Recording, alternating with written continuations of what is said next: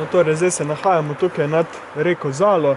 Tukaj 100 metrov dol je v bistvu izliv Zale v Idrijco.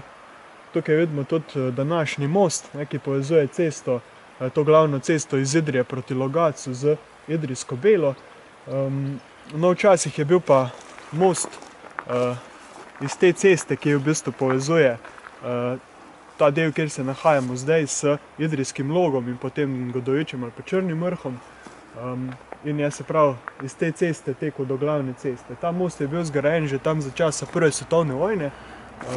Ruski ujetniki so to takrat delali in tukaj tudi lepo vidimo na samem mostu še viden kranjski deželni grb. Ta most je potem stal vse do časa še po italijanski kapitulaciji septembra leta 1943.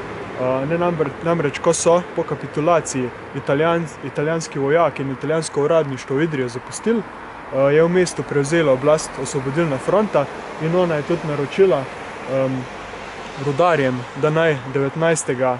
septembra leta 1943 ta most zaminirajo. Zakaj? Ker se je v bližnjih hribih že zbirala nemška vojska in je s posameznimi skupinami tudi že prihajala do Idrije. No, Nemci so potem tudi dejansko do sem prišli.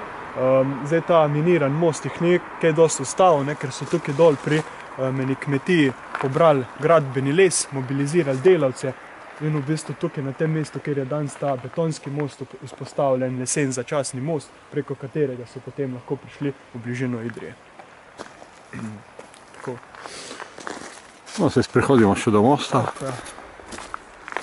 Tukaj se fajn vidi deželni grb. V času Italije je bilo to vse lepo pobarano, da se ga ni videlo. Na oni strani je bil cesarski grb, torej habsburški grb. Danes pa ruševine in samo še ta del je viden.